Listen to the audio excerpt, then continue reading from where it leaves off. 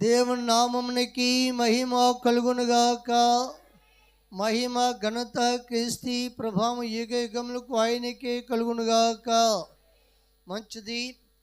చిన్నవారు పెద్దవారందరూ కూడా దేవుని యొక్క గ్రంథాలను తీసుకుని నిర్గమకాండము 3వ అధ్యాయము 7వ వచనం. ఏసమ్మ గారు మీరు కడక నిలిపోవాలి, మధ్య దగ్గర మీరు పెట్టేసుకూర్చోకూడదు, వెనకలకి ఇబ్బంది అవుతుంది. కడకి వెళ్ళిపోండి. నిర్గమకాండము 3వ అధ్యాయము 7వ వచనం చదువుకుందాము. మరియు యెహోవా ఇట్లా నేను నేను ఐగుప్తులోనున్న నా ప్రజల బాధను నిశ్చయముగా చూచితిని. పనులలో తమను కష్టపెట్టు వారిని బట్టి వారు పెట్టిన మొరను వింటిని. వారి దుఃఖములు నాకు తెలిసే ఉన్నవి. కాబట్టి ఐగుప్తుల చేతిలో నుండి వారిని విడిపించుటకును ఆ దేశములో నుండి విశాలమైన మంచి దేశమునకు అనగా చాలండి. దేవుడికి మహిమ కలుగాక. చదువుబడిన దేవుని యొక్క వాక్యంలో మనం చూస్తే, రాత్రి వాక్యంలో మనము వాళ్ళు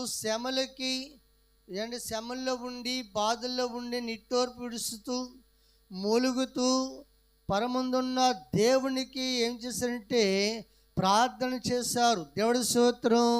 ఏం చేశారు? అయ్యా, మా ఒక్కసారి మా శ్రమలు చూడు, మా బాధలు చూడు, మేము పడుతున్న శ్రమలు చూసి మరి శ్రమలు పెట్టున్న వారిని చూసి మాకు విడుదల దయచే ప్రభు అని చెప్పేసి దేవుడికి పెట్టుకోగా ఆ మొర ఎక్కడికి వెళ్ళింది? దేవుడి సన్నిధికి వెళ్ళింది. దేవుడి మహిమకలుగాక.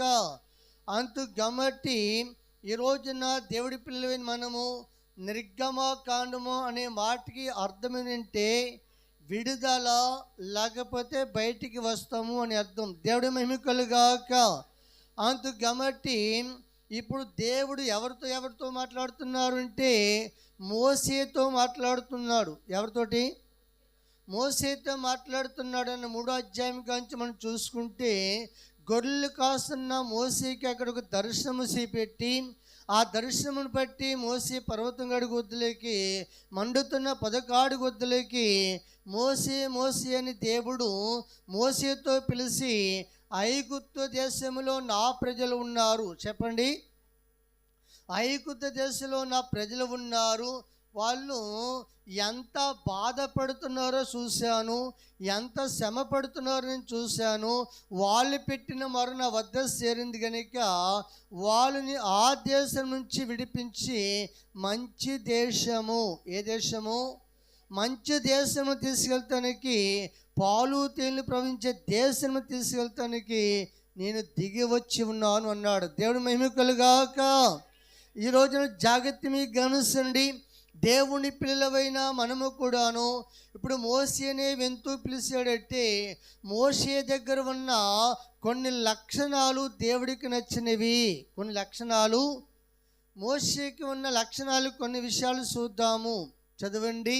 నిర్గమకాండము 2వ అధ్యాయము 11వ వచనము చూద్దామండి. ఆ దినములలో మోసే పెద్దవాడై తన జనుల వద్దకి పోయి వారి భారములను చూసెను. దేవుడు మహిమకలుగాక. మోసే గారు ఏం చూశాడట? జనము ఎంత బాధపడుతున్నారు, జనాన్ని ఎంత శ్రమ పెడుతున్నారు అన్నీ కూడా చూసి అర్థం చేసుకునే మనస్తత్వం ఎవరికి ఉంది? మోసే గారికి ఉంది కనుక ఇటు మోసే గారికి ఉంది. ఆ శ్రమలు నేను చూసి ఉన్నానని చెప్పేసి ఆ శ్రమ నుంచి విడిపిస్తానికి నేను దిగి వచ్చి ఉన్నానని చెప్పేసి ఇప్పుడు ఐగుప్తు దేశానికి నేను పంపుతూ ఉన్నాను. దేవుడి మహిమ కలుగాక. కాబట్టి రోజున దేవుడి పిల్లవైన మనం కూడాను ఎందుకంటే ఐగుప్త దేశము నాశనానికి గురవబోతుంది కనుక, అలాగే ఈ లోకంలో కూడా రోమాపత్తులు చూస్తే ఈ చుట్టూ కూడా నాశనానికి లోనైపోయింది, ఇక దాచతం దగ్గర అయిపోయింది అని దేవుని యొక్క వాక్యం మనకి సెలవిస్తున్నది.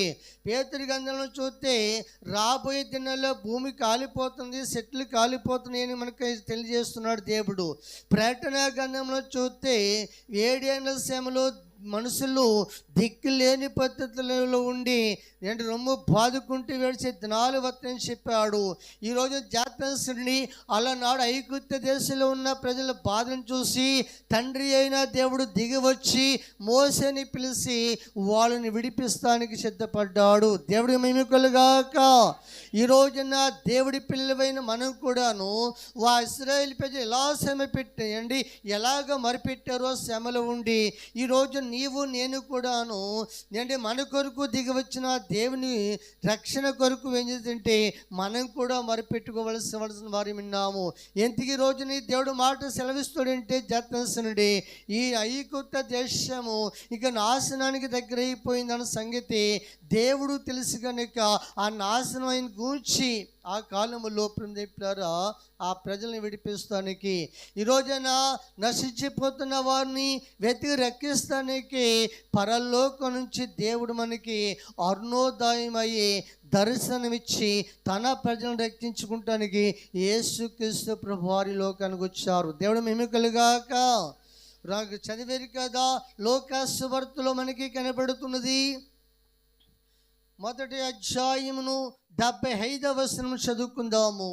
ఆయన తన ప్రజలకు ఎవరని ఆయన తన ప్రజలను దర్శనమిచ్చి వారికి విమోచన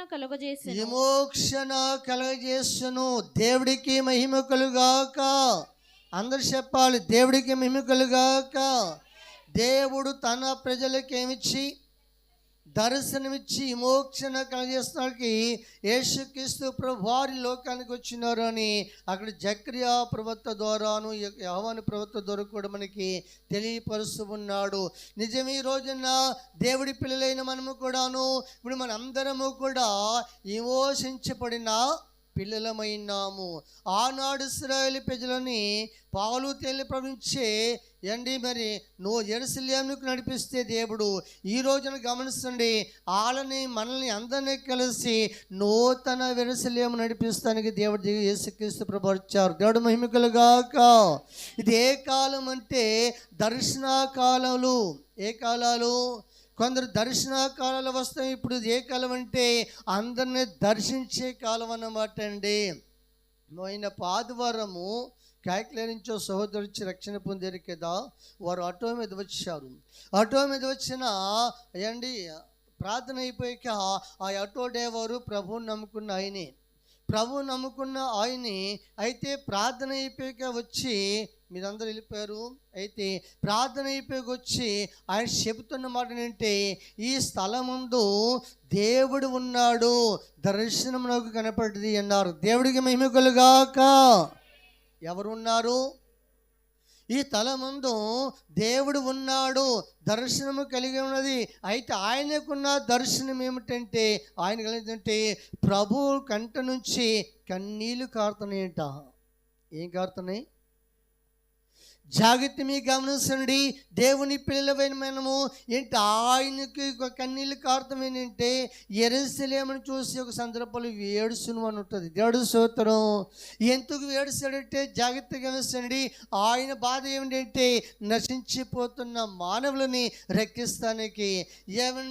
రక్షించబడిన మనము తప్పిపోతున్న మన కొరకు ఎన్ని తెరలు చెప్పినా లోబడిపోతే ఆయనకి మిగిలేది బాధ ఏంటంటే కన్నీళ్ళు కారుతున్నాడని. బైబిల్లో 2 తెరలు ఉంటుంది అన్నమాట. లాజరు చనిపోయినప్పుడు కన్నీళ్ళు కార్చాడు ఆయన. దేవుడి స్తోత్రం. యెరూషలేమునికి పతనం రాబోతున్నప్పుడు కూడా ఆయన కన్నీళ్ళు కార్చి వేడిసినట్టు ఉంటుంది. దేవుడు మహిమకలుగాక. సిలువ భారం మోసినప్పుడు ఆయన ఏడవలేదు. మీకు అర్థమైందా? సిలువను మోసినప్పుడు ఆయన ఏడవలేదు. ప్రజల భారం అందరూ మోసినప్పుడు వేరలేదు. అయితే ప్రజలు లోబడలేనప్పుడు ఏడిచాడు ఆయన. దేవుడి స్తోత్రం. ఎప్పుడు వేడిచాడైనా? ఈ రోజున జాగ్రత్త వేసండి. ఒక పిల్లలు మనకున్నారంటే పెంచలేక ఏడ్తలేదు ఈనాడు. ఏండి దేనికి ఏడుతున్నాం? మాట వెనక. ఈ రోజున జాగ్రత్త మీకు గమనించండి. ఆయన చెప్పబడిన మాట ఏంటంటే ఈ తల ముందు ప్రభు ఉన్నాడు, ఈ తల ముందు ప్రభు ఉన్నాడు, నేను చూశాను, దర్శనం నేను చూశాను అని చెప్పి ఆయన అన్నాడు. వాక్యం వింట ఉండగా ఇంకా ఏం చెప్తాడో దేవుడిని ఆలకించాడంట. దేవుడికి మహిమ కలుగాక. ఎందుకంటే మనసు అయిన దేవుడి మీద పెట్టాడు కనుక దావదాసయ్య గారు అన్నారు, నువ్వు వచ్చి దేవుడి మాట శ్రద్ధగా వింటున్నప్పుడు, దేవుడు మనసు పెట్టినప్పుడు మహిమ కనపడక మానదు అన్నారు. దేవుడు స్తోత్రం. వచ్చి నీవు అటు ఇటు తిరుగుతాం కాదు, పక్కవారితో మాట్లాడతాం కాదు, లోకంలో నేను జ్ఞాపం చేసుకుంటాం కాదు, దేవుడు నీతో ఏం మాట్లాడుతున్నాడు ఆ మాటను పట్టుకోవాలి. దేవుడు స్తోత్రం. ఏం పట్టుకోవాలి? దేవుడు మాటను మనం పట్టుకోవాలి.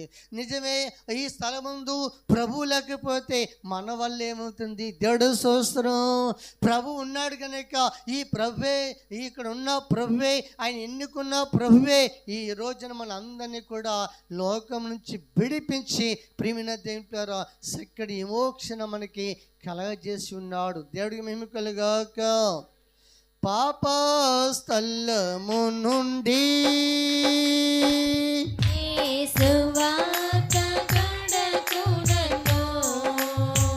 పాప స్థలము నుండి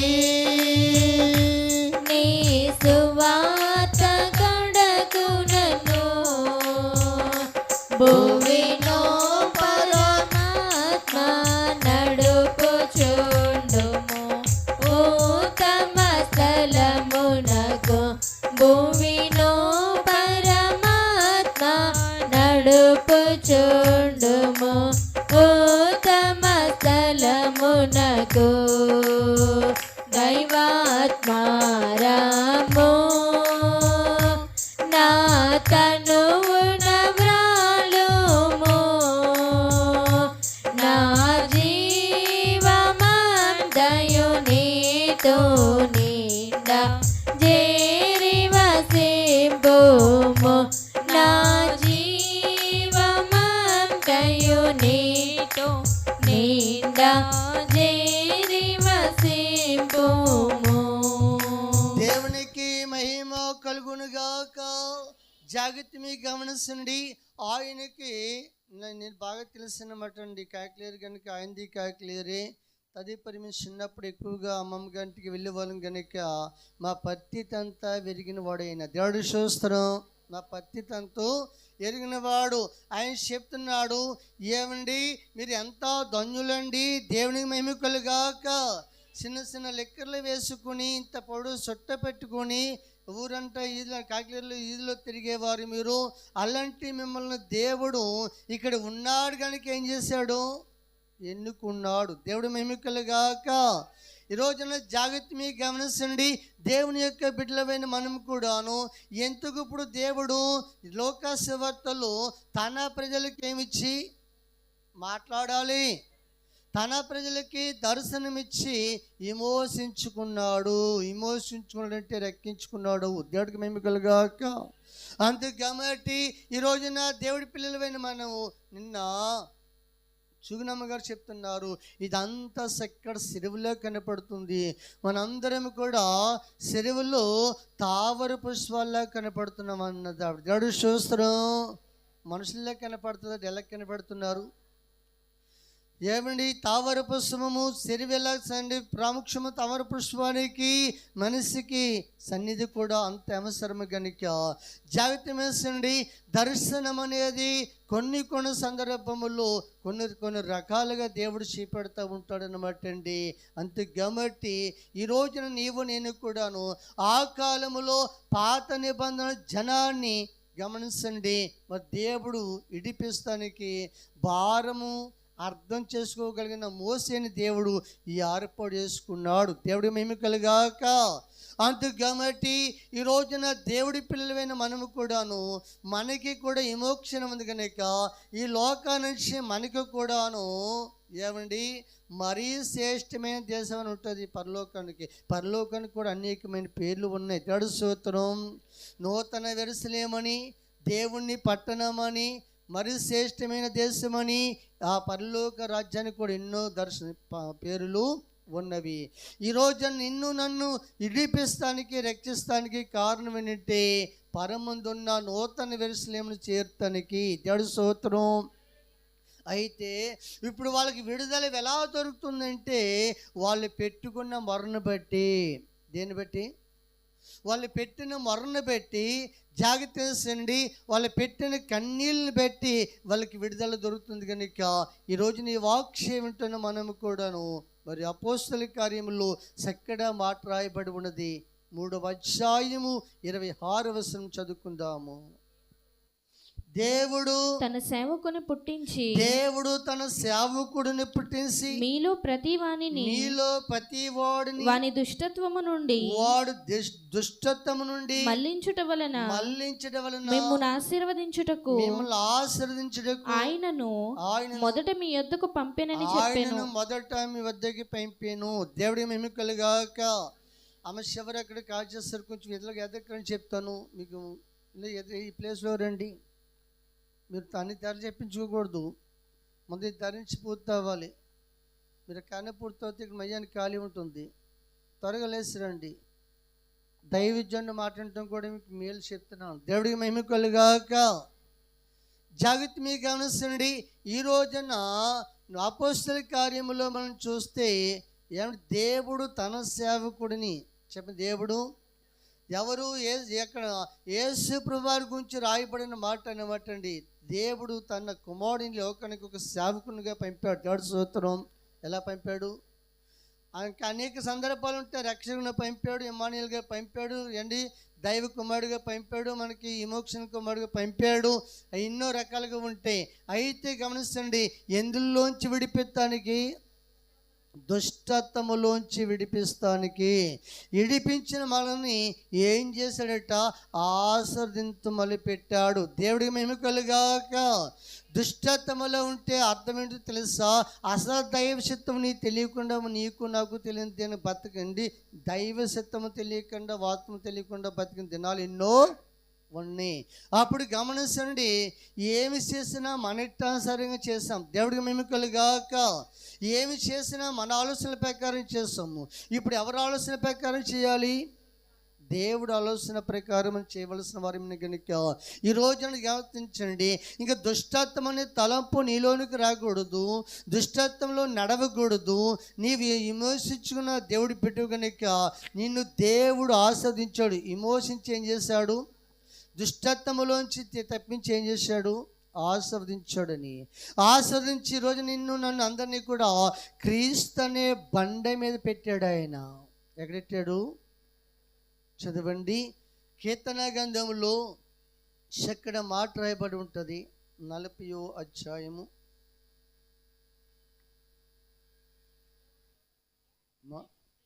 40వ అధ్యాయము 2వ వచనము చదువుకుందాము. నాశనకరమైన గుంటలో నుండి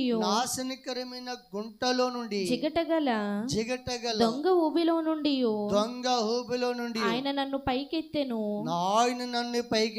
నా పాదములు బండ మీద నిలిపి నా అడుగులు స్థిరపరిచెను. చూడండి, దేవుడికి మహిమ కలుగాక. జాతండి. ఏ ఊపు అంట? జిగటగల దొంగ ఊపు నుంచి దేవుడు నన్ను లేవనెత్తి బండ మీద నిలబెట్టెను. చెప్పండి, ఈ బండ దేని సాదృశ్యము?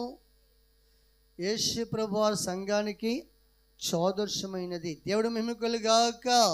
అందుకు కాబట్టి ఊపి అన్నది ఉండే కొద్ది ఆ దినానికి ఆ దినం ఏం చేస్తుందంటే పాత కిందకి దిగిపోతుంది. బండ స్థిరమైనది. బండ స్థిరమైనది కనుక ఈ రోజున దేవుడి పిల్లలైన నీవు నేను కూడాను క్రీస్తు అనే బండ మీదకి వచ్చినావు కనుక స్థిరమైన మనసు కలిగి మనము దేవుణ్ణి అత్తుకుండవలసిన వారు విన్నాము. అందుకు కాబట్టి స్థిరమైన మనసు కలిగి స్థిరమైన విశ్వాసమును కలిగి ఎవరికి వారే నాకు నేనే మీకు మీరే ఈ మాటలు చాలా జాగ్రత్తగా ఉంచాలి. అంచెం వరకంటే ఒకవేళ మనల్ని దేవుడు పిలుచుకునే టైం అవ్వచ్చు, లేకపోతే గమనించండి ఆయన వచ్చే రాకడి కాలం కావచ్చు. దేవుడికి మెమికలుగాక. చెప్పండి, ఎవరి వంతులు వాళ్ళు ఏం చేయాలి? నిలకడగా ఉండాలి, స్థిరముగా ఉండాలి. అంతకు శ్రమగా ఉండి నిలకడగా ఉండగలిగితే కనుక యేసు ప్రభు చెప్పబడిన మాట, నేను వెళ్ళి మీకు ఏం చేస్తాను, తలము సిద్ధం చేసి తిరిగి వచ్చి తీసుకువెళ్ళి పరలోకంలో పెడతాను అన్నాడు. దేవుడి స్తోత్రం. చెప్పినప్పుడు మనం ఎలా ఉండాలి? మాట్లాడాలి, స్థిరముగా ఉండాలి. ఎవరిలో స్థిరముగా ఉండాలి? దేవుల్లో స్థిరముగా ఉండాలి, నిలకడగా ఉండాలి. ఈ రోజున దేవుడి పిల్లలైన మనము స్థిరముగా లేకపోయినాను, నిలకడగా లేకపోయినాను, దేవుడు నీకు ఇచ్చిన స్థానాన్ని కోల్పోతున్నామన్న సంగతి ఏ ఒక్కరు కూడా మర్చిపోకూడదు. దేవుడికి మహిమ కలుగాక. ఎందుకంటే బైబిల్ గ్రంథములో ఎంత భక్తి చేసినా చివరికి తప్పిపోని వాళ్ళు కూడా మనకి కనపడుతూ ఉన్నారు. దేవుడి స్తోత్రం. పాపాన్ని ఆశించి తప్పిపోయిన వారు ఉన్నారు. ధనాన్ని దేవుని సన్నిధిని విడిచిపెట్టి, దేవుడి చిత్తాన్ని దేవుడి ఆశ్రద్ధను విడిచిపెట్టి, పాపాన్ని ధనాపేక్షకి పరిగెత్తి తనకిచ్చిన ధన్యతలు పోగొట్టుకునే వారు ఉన్నారు. ఇది చెప్పింది చేయకుండాను వద్దన్నది చేసి తన దేవుడు తనిచ్చిన తలంతులు పోగొట్టుకున్న వారు బైబిల్లో మనకి ఎంతోమంది కనపడతారు. దేవుడు ఎంత రాయించాడంటే వారి అవిశాలము చదువుకున్నప్పుడు నా వంతులో నేను జాగ్రత్తగా ఉండాలి అని. ఎవరికి వాళ్ళు ఎలా ఉండాలి? బైబిల్ ఎక్కువగా జాగ్రత్త జాగ్రత్త జాగ్రత్త అని ఉంటుంది. దేవుడు మహిమకులుగాక. ఎక్కువ సందర్భాలు ఏముంటుంది అమ్మ చెప్పాలి? జాగ్రత్త జాగ్రత్త. ఈ రోజున ఈ వాక్యం వింటున్న మనము మీ ఇంటికి ఎవరైనా అతిథులు వచ్చారనుకోండి, ప్రేమ చెప్పారా చక్కగా మాట్లాడుకునవలసిన మాట్లాడుకున్నాక వెళ్ళేటప్పుడు ఏమంటారు? ఇవాళ తెలదంటే వచ్చిన వాళ్ళకి ఎలాగెళ్ళాలి వాళ్ళకి తెలదా, కానీ ఏమంటావు? ఎందుకు జాగ్రత్త అంటామంటే వచ్చింది నీ ఇంటి కనుక మళ్ళీ వాళ్ళ ఇంటికి జాగ్రత్తగా వెళితే నీకు మంచిది, వాళ్ళకి మంచిది. అదే పలానా వాళ్ళ ఇంటికి వెళ్ళాను, పలానా ఊరు వెళ్ళాను, ఇది జరిగింది అది జరిగింది అని అంటారంటరా. అంతే కాబట్టి ఏమంటారంటే పెద్దోళ్ళ నుంచి వస్తున్న మాట జాగ్రత్తగా వెళ్ళండి, జాగ్రత్తగా వెళ్ళండి అంటారు. దేవుడి స్తోత్రం. ఈ మాట బైబిల్లో చాలా పర్యాయములు ఉంటుంది. ఎవరికి వాళ్ళు జాగ్రత్తగా ఉండండి, మీ అంతకు మీరు జాగ్రత్తగా ఉండండి. ఇప్పుడు దానియేలు గ్రంథంలో చెప్పబడిన మాట ఏమిటంటే అంత్యకాలం వరకు నీ వంతులు నువ్వు జాగ్రత్తగా నిలిచి ఉండాలి. దేవుడి నామమునకే మహిమ కలుగునుగాక. దేవుడు నీకు ఇచ్చిన ఈ రక్షణ, ఈ మోక్షణ నీవు జాగ్రత్తగా పట్టుకుని ఉండవలసిన వారమైన గనుక ఎత్తుకెట్టి ఆనాడు ఇశ్రాయేలు ప్రజలని విడిపిస్తానికి తండ్రి అయిన దేవుడి దిగి వస్తే ఇలా అంచుకాలం మందు 2000 సంవత్సరాల కిందట మహిమలో వెలిగేటి మహారాజు నీ కొరకు నా కొరకు ఈ లోకాన్ని ఉపతించాడు. దేవుడికి మహిమ కలుగాక. మహిమలో వెలిగేటి మహిమ వీడి మనకై వచ్చాడని. అందరూ పడాలి. మహిమలో వెలిగేటి రాజు మహిమ వీడి మనకై వచ్చాడని. సర్వము ఏలేటి రాజు మనకై నిరుపేద అయ్యాడని. సర్వము ఏలేటి రాజు మనకై నిరుపేద అయ్యాడని. నా పాప భారము యేసే మోసాడని. నా పాప భారము యేసే మోసాడని. ఆ ప్రేమకు ఇలలో ఏది సాటి కాదని. ఆ ప్రేమకు ఇలలో ఏది సాటి కాదని. పాడవే పాడవే పాడవే కోయిలా. పాడవే పాడవే పాడవే కోయిలా. కలుగునుగాక. ఈ రోజున ఎవరు చేయలేని గొప్ప కార్యములు యేసుక్రీస్తు ప్రభువారు మనందరికీ చేశాడు. దుష్టత్వంలోంచి ఒక వ్యక్తిని విడిపించమంటే సామాన్య విషయాలు ఏమీ కాదండి. దేవుడు మేము కలుగాక. ఎందుకంటే ఈ దుష్టత్వంలోంచి విడిపిస్తానికి ఉదాహరణ ఒక మాట మీద చెప్తున్నాను.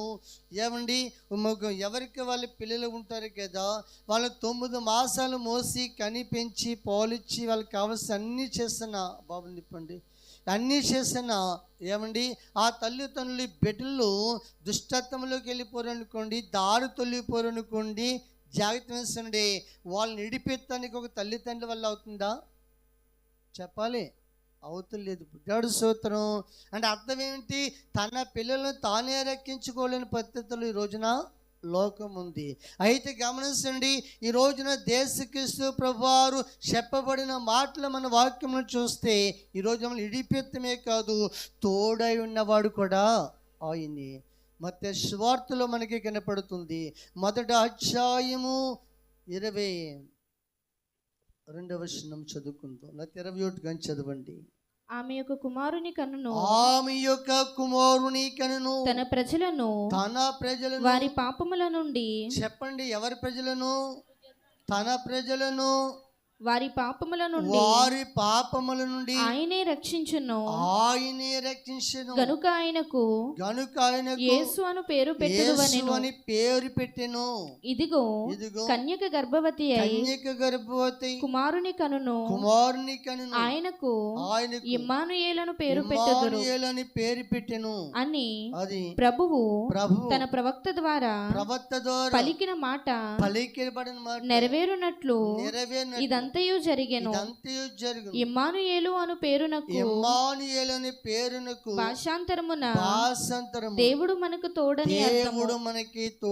దేవుడికి మహిమ కలుగాక. ఈ రోజున జాగ్రత్త వేసండి. ఎవరు తన ప్రజలు? చెప్పండి, తన ప్రజల్ని విడిపించడానికి ఎవరు ఆయన ప్రజలు? అమ్మా, మనమేంటే మనమేనా అమ్మా? ఎవరైనా ప్రజలంటే ప్రపంచములో ఉన్న ప్రతి మానవుడు దేవుడి బిడ్డలే. దేవుడి స్తోత్రం. జాగ్రత్త వేసండి.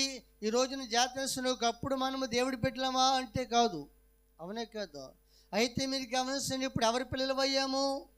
దేవుడి పిల్లలు అయ్యాము. అంటే అర్థం ఏమిటంటే జాగ్రత్త వేసండి, ఒకప్పుడు మనము దేవుడి పిల్లలు కాదు, దేవుడి ఎరగని వారము, దేవుని తెలియని వారు కనుక మనము ఆయన తెలుసుకోకపోయినా ఆయనే మనకి ప్రత్యక్షమయ్యాడు. దేవుడి స్తోత్రం. ఈ రోజున రక్షించుకున్నాడు. ఇమ్మానుయేలు మాటకి భాషాంతరము దేవుడు మనకి తోడై ఉన్నాడు అని అర్థం. దేవుడి స్తోత్రం. ఎంత వరకు తోడైనా చెప్పాలి అమ్మా? సదాకాలము నేను మీతో ఉన్నాను అన్నాడు. మళ్ళీ దేవుడి మహిమ కలుగాక. ఆయన చేయవలసిన కార్యములన్నీ చేసి మన మన పాపాలను ఆయన మీద వేసుకుని శిలువమాని మీద విమోక్షణకు మనకు కలగజేసి సమాధి చేయబడి 3వ దినం లేచి 40 రోజులు ప్రజలకి కనపడి కొంతమందికి మళ్ళీ ఆహారం వైపు వెళుతూ ఉన్నప్పుడు చెప్పబడిన మాట ఏంటంటే, ఇదిగో యుగ సమాప్తి వరకు నేను మీతో ఉన్నాను అని. దేవుడు మహిమ కలుగాక. అందుకు కాబట్టి ఈ రోజున మన అందరము కూడా ప్రపంచంలో ఉన్న ప్రతి మానవుని విడిపిస్తానికి యేసుక్రీస్తు ప్రభువారు వచ్చారు. ఈ విషయం ప్రతి ఒక్కరము కూడా మనము తెలుసుకోవలసిన వారమైనాము, నమ్మవలసిన వారమై కూడా ఉన్నాము. దేవుడికి మహిమ కలుగాక. అందుకు కాబట్టి ఇప్పుడు మనం ముఖ్యమైన మాట ఏంటంటే, ఎవరి వంతులో చెప్పాలి, ఎవరి వంతులో. ఇప్పుడు మనందరికీ కూడా గమనించండి, అందరూ ఒకే దర్శనం పోము. అందరికి గమనించండి, ఎవరి టైం వస్తే వాళ్ళు వెళ్ళిపోతాం, ఈ లోకం నడిచిపెడతాం. అయితే మీరు గమనించండి, ఎవరికి ఏ టైంలో దేవుడు పిలుచుకున్నా, లేకపోతే రాకడ వచ్చే వరకు మనకు భూమి మీద ఉంచుకున్నా ఏండి, ఆయన పిలుపు అందుకునే వరకు మనం ఏం చేయాలంటే భక్తులే వెళ్ళగుండాలి, నిలకడా. చెప్పండి, ఎవరి వంతుల వారు నిలకడగా ఉండాలని చెప్పాడు. సేవకుల వంతులు సేవకులు నిలకడగా ఉండాలి, విశ్వాసుల వంతుల విశ్వాసులు నిలకడగా ఉండాలి, ఎవరికి వాళ్ళు నిలకడగా ఉండాలి. యేసు ప్రభు ప్రకటన దేవతి దేవుడు ప్రకటన గంటలు చెప్తాడు, నీకు కలిగిన దాన్ని గట్టిగా పట్టుకో. దేవుడి స్తోత్రం. ఏం పట్టుకో? ఏంటి దేవుడు మనకి ఇచ్చింది గట్టిగా పట్టుకోమన్నాడు?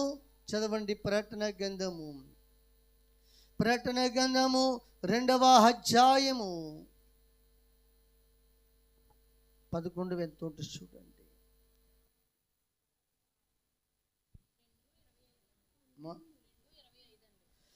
ప్రకటన గ్రంథము 2:25 చదువుకుందాం. నేను వచ్చే వరకు మీకు కలిగి ఉన్న దానిని గట్టిగా పట్టుకొనుడి.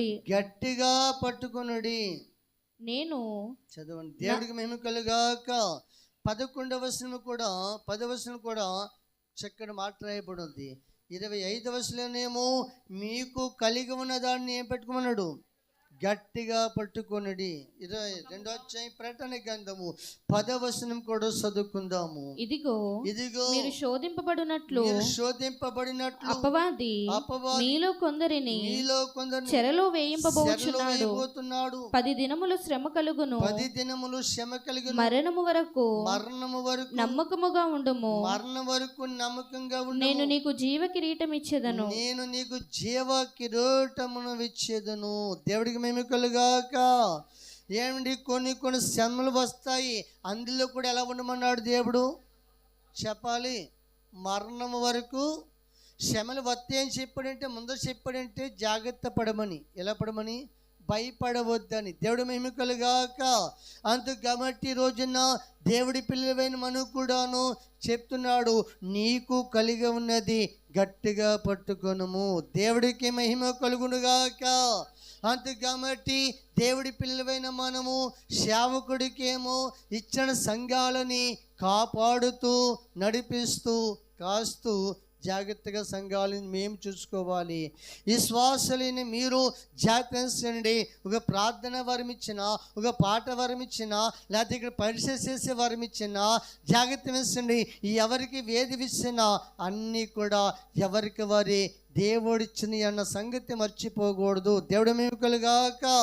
ఒకవేళ వినే సమయం ఇచ్చాడు నీకు, లేకపోతే దేవుడి సంధికి వచ్చే సమయం ఇచ్చాడు, ఎవరికి వేది ఇస్తుంది ఏమండి మరి విడిచిపెట్టకుండాను గట్టిగా పట్టుకోమన్నాడు అంచెదినం వరకు. దేవుడు మేము కలుగాక. ఎంతకీ మాటలు మనకి చెప్తూ ఉన్నాడంటే, కాలం ఇంకేమైపోయిందంటే సమీపంలోకి వచ్చేసినది. ఏమైపోయింది? కాలం ఇంకెంతో ఉందని మనం అనుకుంటున్నామేమో, కాలం ఇలాగే ఉంటుందని మనం అనుకుంటున్నామేమో. ప్రభు దేవుని యొక్క వాక్యం చదివిస్తున్నది ఇక కాలం ఎంతో లేదు అని. ఏప్రిల్ రాసిన పత్రికలో 10వ అధ్యాయంలో, ఏప్రిల్ రాసిన పత్రిక 10వ అధ్యాయంలో 37వ వచనం చదువుకుందాము. ఇక కాలము కొంచెముగా ఉన్నది. కాలం ఇంకా కొంచెముగానే ఉన్నది. వచ్చుచున్నవాడు ఆలస్యము చేయకవచ్చును. దేవుడికి మేము కలుగాక. కాలం ఇంకెంత ఉందంటండి? జాగ్రత్త వేసండి. పగటాలన్నీ మనం పనులు చక్కబెట్టుకుంటాము, సందరాడిపోతుంది. అందులోకి మనం ఎక్కడ చేరాలనుకుంటాము? మన గూటికి మనము చేరాలని సందరాటం సాయలు చూసి మనము సిద్ధపడతాము. ఇక్కడ ఏప్రిల్ పత్రికలో దేవుడు చెప్తున్నమాట ఏంటి? కాలం ఇంకెంత ఉంది?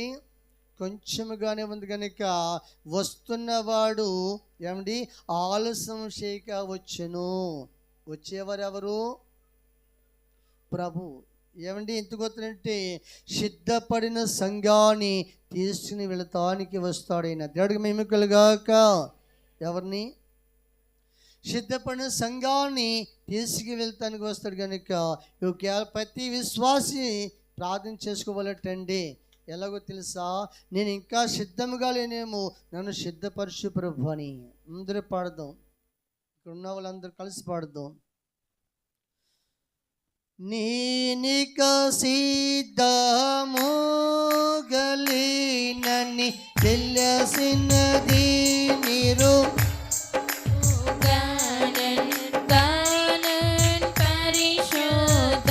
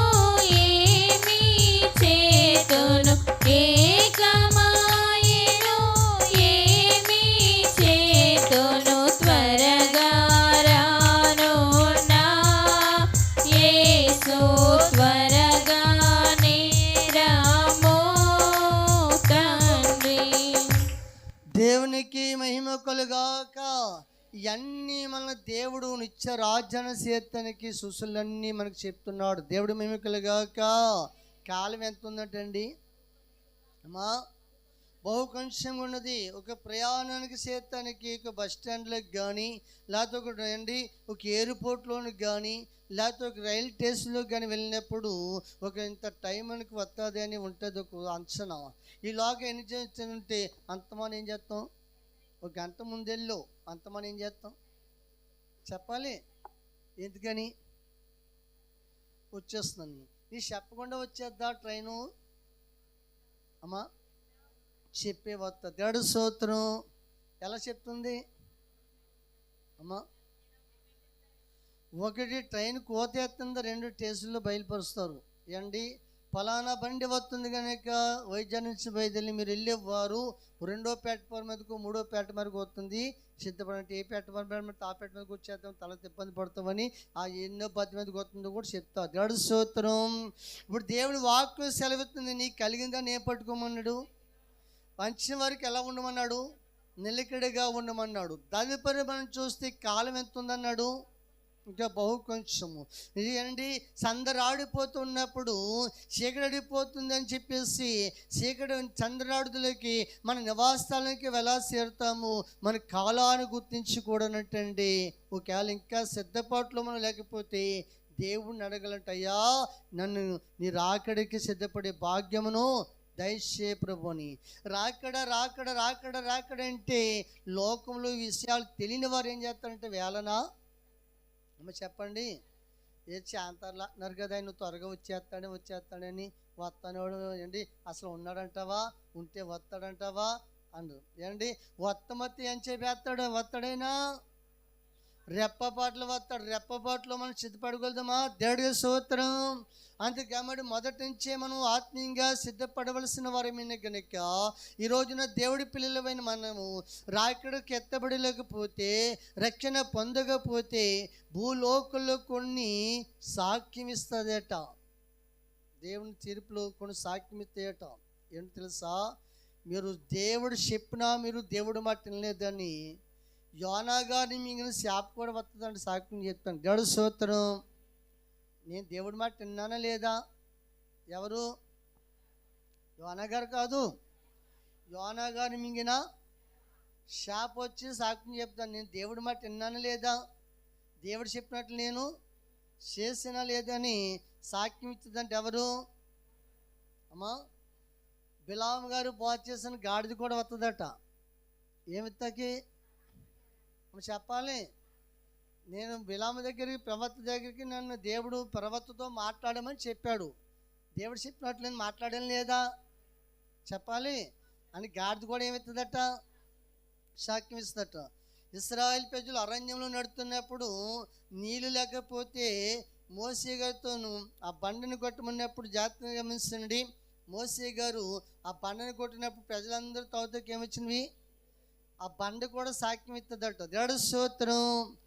దేవుడు నాకు చెప్పాడు ఏమని? నా ప్రజలకు నాలోంచి నీలో ఇవ్వాలని. మరి దేవుడు చెప్పినట్లు నేను వినలేదా? శివులు లేకపోయినా నేను వినాలే లేదని ఆ బండ కూడా ఏమిస్తుందట? సాక్ష్యం ఇస్తుందట. ఎవరి మీద అమ్మ? ఎవరి మీద? వినలేను మన మీద అంట. అందుకే దేవుడి పిల్లలమైన మనం వినాలి ఎవరి మాట? దేవుడు చెప్పిన ప్రతి మాట అందరికీ మేలుకరమైనది. అనాలోచనగా మీరు తీసుకువద్దు దేవుడి మాటలు. ఎందుకంటే ఇది నీ జీవితానికి నా జీవితానికి సంబంధించినది.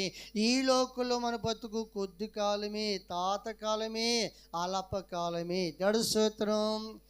ఒక్కటి పరలోక విలువ తెలిస్తే ఎంతైనా ప్రదాయపడి ఆ తలానికి చేరాలని దేవరాత్రు దేవుడిని అడిగి చేరుతావు. దేవుడి స్తోత్రం. ఎందుకో తెలుసా? అక్కడికి వెళ్ళిపోయేవంటి గందరగోళం అంతా మాట్లాడేంటండి, గందరగోళం అంతా ఉండదండి. జాతి మీకు గమనించండి.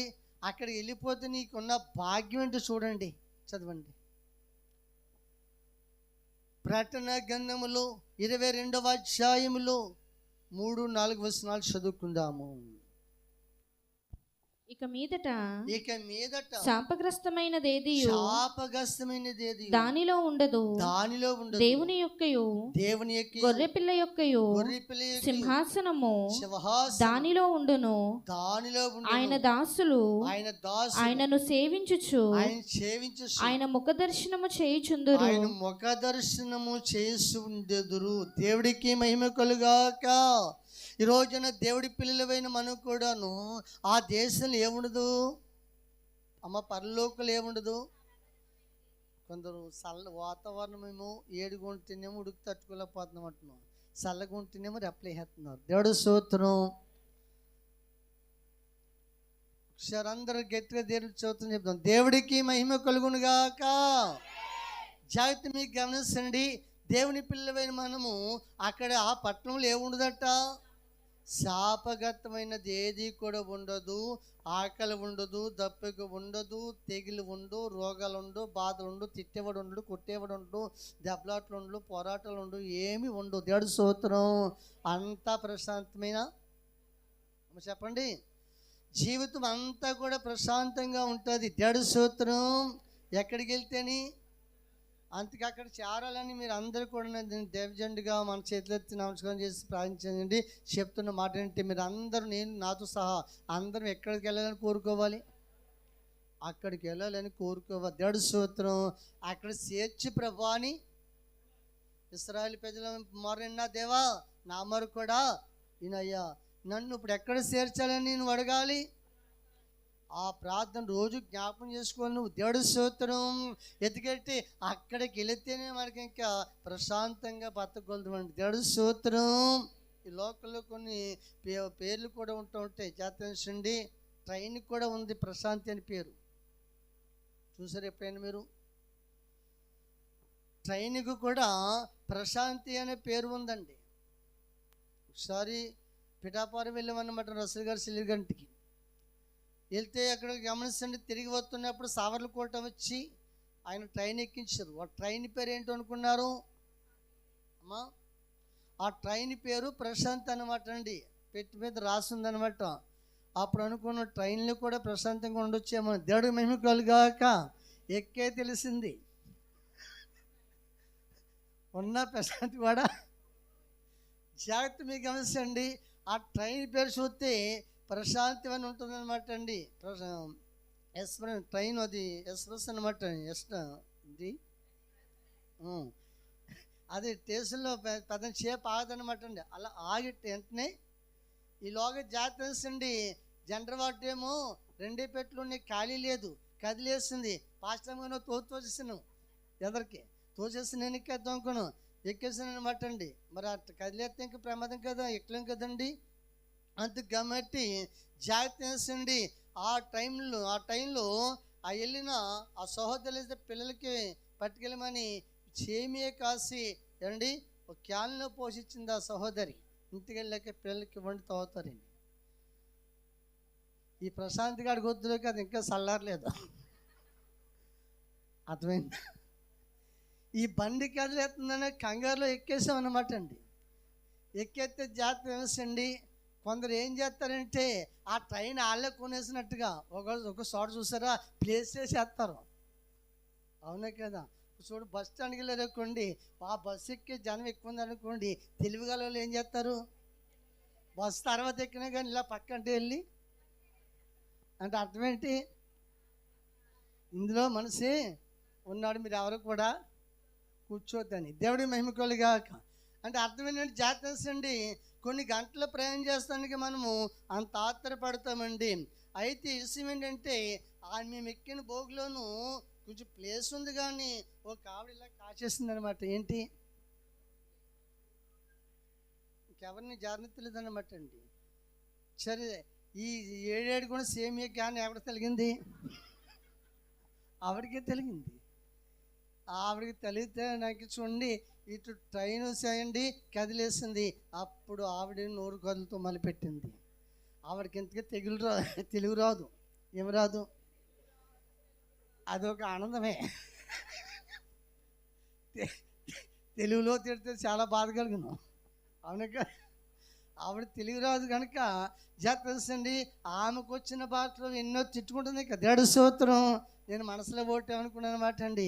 తెలుగులో తిడతలేదు, చాలా సంతోషం. తెలుగులో తిడితే బాధ కలిగిద్దా కలదా?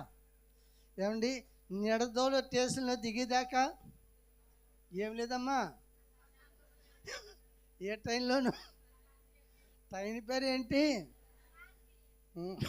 ఏమండి, ఈ లోకంలో ఏమిటి జాగ్రత్త అండి, గందరగోళంలో ఉన్నామని ఒక మాట చెప్పుకోవచ్చు. దేవుడి మహిమ కలుగాక. ఎందులో ఉన్నాము? ఆ రాజ్యం వెళ్ళిపోతే కనుక ఇంకేముండదు మనకి, ఆ గందరగోళం ఉండదు. దేవుని ముఖాముఖం చూసి నిత్యం ఆయన ఆరాధిస్తాము. అంతగా భక్తుడు పాట కట్టాడు, చూడాలని లేదా ఆ దేవుని పట్టణము, పాడాలని లేదా దేవదూతల గీతము, నడవాలని లేదా బంగారు వీధులో, కొలవాలని లేదా యేసుని పాదాలు.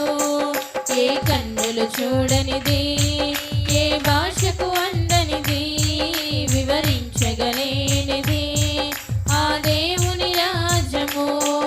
ఏ కన్నులు చూడనిది, ఏ భాషకు అందనిది, వివరించగలేనిది ఆ దేవుని రాజ్యము. బంగారు వీధులతో బహు సుందరమైనదట, రత్నాల కాంతులతో దగదగ మెరియునట. పరిశుద్ధ నగరములో ఆనందము పొంగునట, అందాల పులిలో ఆకలి ఉండదట. దేవుని మహిమాయే వెలుగులు చిందునట, సర్వాధికారియే దీపమయుండునట. దేవుని మహిమాయే వెలుగులు చిందునట, సర్వాధికారియే దీపమయుండునట. చూడాలని లేదా రోజున దేవుడి పిల్లలమైన మనకు కూడాను ఒక భక్తుడు కడుతున్న పాట కట్టారు, చూడాలని లేదా. ఏ పట్టణము? అక్కడ జాతరసండి, అక్కడ చేరితే కనుక అక్కడ చెప్పాడు, అక్కడ శాపగతమైనది ఏది కూడా ఉండదు. దేవుడి పిల్లలమైన మనము ఆయన ముఖ దర్శనము ముఖాముఖగా చూస్తూ రేయు పగులు మనము దేవుని ఆరాధిస్తూ ఉంటామంట. అందుకబట్టి ఆ భాగ్యం నేను కలిగి ఉండాలి, ఆ భాగ్యం నేను సంపాదించుకోవాలి, ఆ రాజ్యం నేను వెళ్ళాలి అని చెప్పేసి ప్రతి విశ్వాసి కూడా తన వంతులో తను ఎలా ఉండాలట, నిలకడగా ఉండాలి.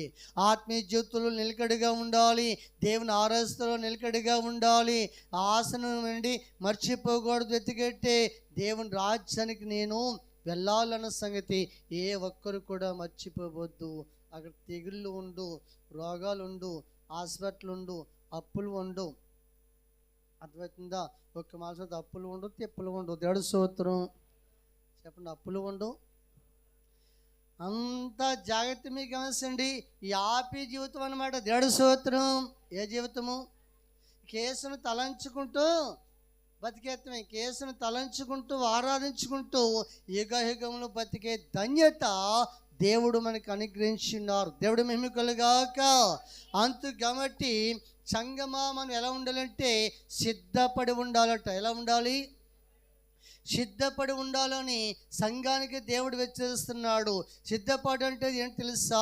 రక్షణ పొందిన మనందరము కూడా రక్షణ విషయం దేవుళ్ళు రక్షణ పాలతో మనం ఎదుగుతూ ఉండాలి. రక్షణ లేని పిల్లలు ఆలస్యం చేయకుండా ఏం పొందాలి? రక్షణ పొందాలి. రక్షణ పొందకపోతే మళ్ళీ అక్కడికి వెళ్ళలేము. రక్షణ పొందలేకపోతే అక్కడికి వెళ్ళలేము. బాప్తిస్మం పొందకపోతే వెళ్ళలేము. కొందరు అంటారండి, కుడివైపు ఉన్న దొంగ బాప్తిస్మం పొందాడా అంటారు కొందరు.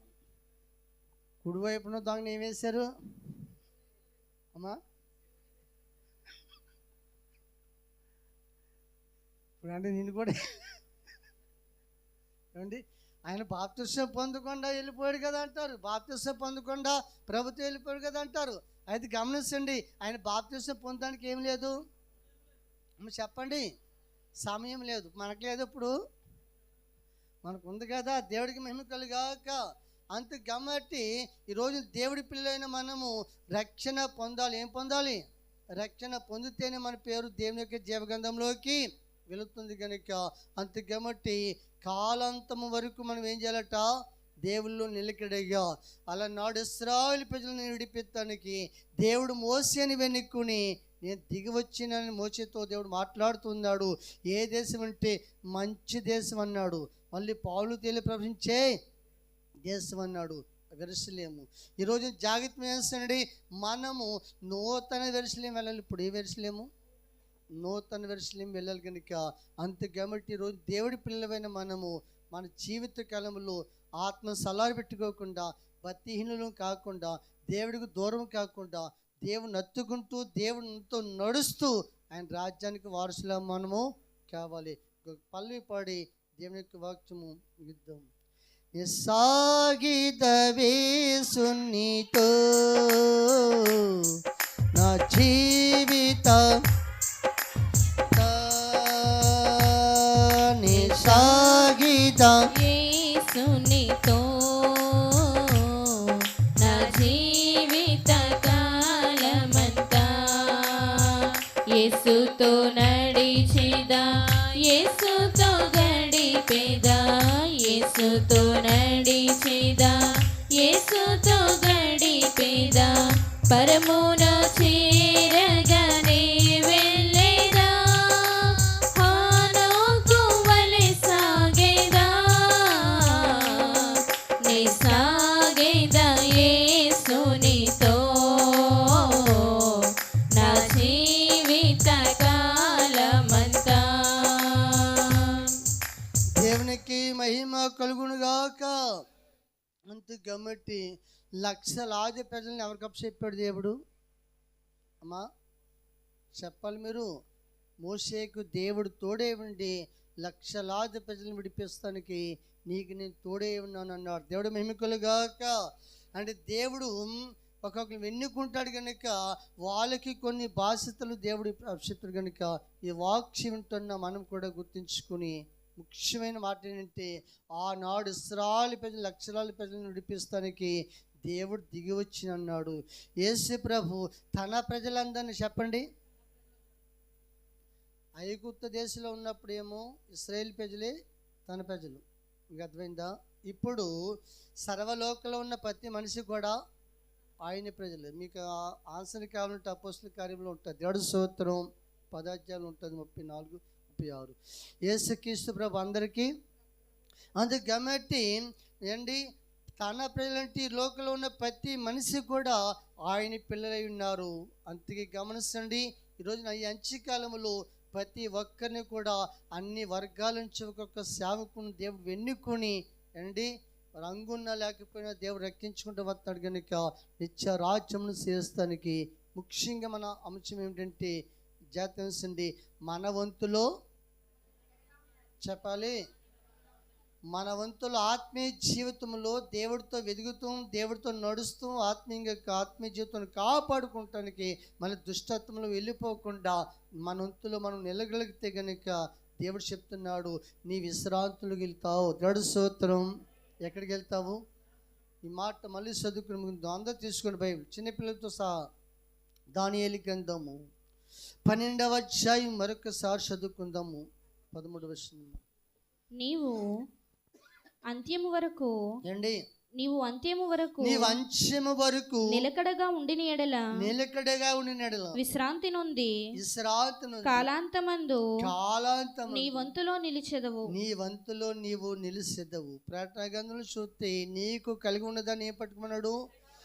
దేవుని సన్నిధి నీకు కలిగి ఉంది, దేవుని నామం కలిగి ఉన్న గనుక నీకు ఇచ్చిన ధన్యతను దేవుడు గట్టిగా పట్టుకోమన్నాడు. దేవుడి స్తోత్రం. శోధనలు వచ్చినా సరే, శ్రమలు వచ్చినా సరే తొలగిపోకుండా దేవుడు నీకు ఇచ్చిన స్థానాన్ని గట్టిగా పట్టుకుని వంతు కడ వరకు కూడా నిలిచి ఉండు. ఆ పరలోకమైన స్థానంలోకి మనము చేరుతాం కనుక అక్కడ చేరితే గమనించండి, అక్కడ ఇంకంత జీవితము ప్రశాంతంగా ఉంటుంది కనుక ఈ రోజున మనకి ఎన్ని ఉన్నా కానీ మనసుకి ఏముంటలేదంటే మనశ్శాంతి ఉంటలేదు. నిజమైన మనశ్శాంతి, నిజమైన ఆనందము ఈ లోకలు మనకి పరిపూర్ణంగా దొరకదు. కానీ ఆ దేవుని దగ్గర మాత్రమే మనకి దొరుకుతుంది కనుక అంతే దేవసేనారు మనకి అక్కడ ఆరాధ్యములు ఆయన సన్నిధులు యేసుని తలంచుకుంటా ముందు జీవితం వెళ్ళిపోతుంది. అంతే కాబట్టి ఎవరి విశ్వాసాన్ని వాళ్ళు కాపాడుకోవాలి, ఎవరి రక్షణ వాళ్ళు కాపాడుకోవాలి, ఎవరి ఆత్మ జీవితాన్ని వాళ్ళు కాపాడుకోవాలి. తొలగిపోయే పద్ధతితో లేకపోతే ఆత్మను సలారు పెట్టుకునే పద్ధతితో ఆత్మను తొలగించుకునే పద్ధతితో మనం కలిగి ఉండకూడదు. ఈ రోజున ఈ వాక్యం ఏంటంటే మనము కాలం ఇంకెంత ఉందన్నాడైనా అమ్మ చెప్పండి. కాలాన్ని ఎంత గుర్తు చేస్తానని చెప్పాను కదా. ఒక ట్రైన్ ఎక్కాలంటే వచ్చేటప్పుడు అది ఏమవుతుంది? కోతేస్తుంది. ఎందుకు వేస్తుంది అమ్మా? నేను వచ్చేస్తున్నాను, నాతో వచ్చేవారు నా బండిలో ఎక్కేవారు రెడీగా ఉండండి అని. విమానం ఎయిర్పోర్ట్లోకి వెళ్తే జాగ్రత్త ఒక 3 గంటల ముందు చేరాలి. ఒక 3 గంటల ముందు చేరాలి. ఎన్నో చెక్కింగులు ఉంటాయి అక్కడ. జాగ్రత్త అప్పుడు వెళ్ళి వెళ్ళే నెంబర్ కూడా చెప్తారు, అక్కడికి వెళ్ళి సిద్ధంగా ఉండాలి. బస్సు ఎత్తుందనుకోండి, జాగ్రత్త వేసండి, అక్కడ కూడా మరి ఫలానా బోర్డు అని ఉంటుంది. మీరు ఈ ఊరు వెళ్ళాలి కనుక ఇదిగో ఈ బోర్డు కాడ ఉండండి. దేవుడు మిమ్మల్ని గాక. ఉంటాయండవండి చెప్పండి, ఉంటాయి కదండి. మరి ఊరుగా జాగ్రత్త వేసండి, ఏ ఊరు వెళ్ళాలో ఆ బోర్డు చూసిన అక్కడే ఉండాలి. వత్తది కనుక బోర్డు కడికి అవునే కదా. మనవంతులు మనము చూడాలి. ఈ లోకల్ మనం వాడుకునే మరి వస్తువులు కూడా ఎన్నో గుర్తు చేస్తాయి. ఆ కంపెనీ యజమాని ఏం పెట్టాడో ఈ రూల్ ప్రకారంగా పాడుతున్నాయి. అవునే కదండి అబ్జయ్ గారు అండి. కుక్కర్ ఉందని, కుక్కర్ ఏందని పేరు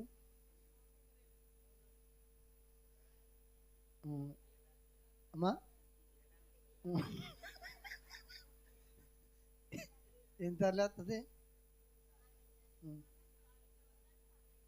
అమ్మా?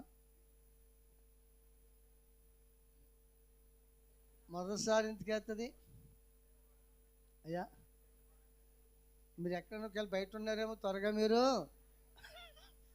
రెండోది వచ్చేదా లేదా? మూడోది దింపుకుంటారా? అవును కదా.